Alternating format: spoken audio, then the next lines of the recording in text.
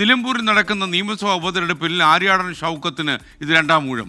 2016 ആദ്യ മത്സരം. നിലവിൽ KPCC ജനറൽ സെക്രട്ടറിയായ ആര്യാടൻ ഷൗക്കത്ത് രാഷ്ട്രീയത്തിനൊപ്പം സിനിമ, സാംസ്കാരിക രംഗങ്ങളിലൊക്കെ തന്നെ തൻ്റേതായ ഒരിടം കണ്ടെത്തിയിരുന്നു. നിലമ്പൂർ നഗരസഭയായി മാറിയപ്പോൾ പ്രഥമ ചെയർമാനുമായിരുന്നു ആര്യാടൻ ഷൗക്കത്ത്.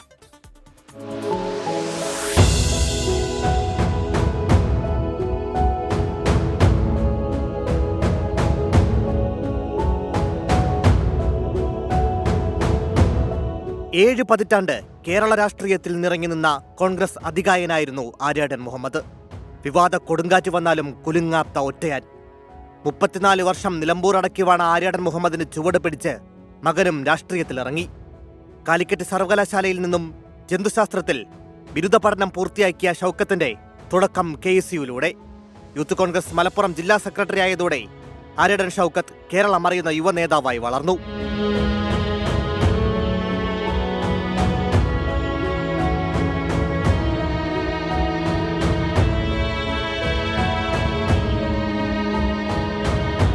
CPIM സിറ്റിംഗ് സീറ്റിൽ അട്ടിമറി വിജയം നേടി 2005 നിലമ്പൂർ പഞ്ചായത്ത് അംഗമായി. തുടർന്ന് പഞ്ചായത്ത് പ്രസിഡന്റ് സ്ഥാനത്തേക്ക്.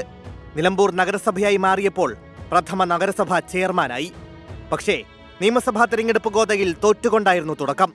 2016 നിലമ്പൂരിൽ PV അൻവറിനോട് തോറ്റു.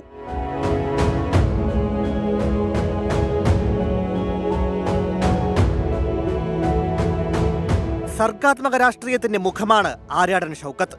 സിനിമയിലും സാംസ്കാരിക മേഖലയിലും സജീവം.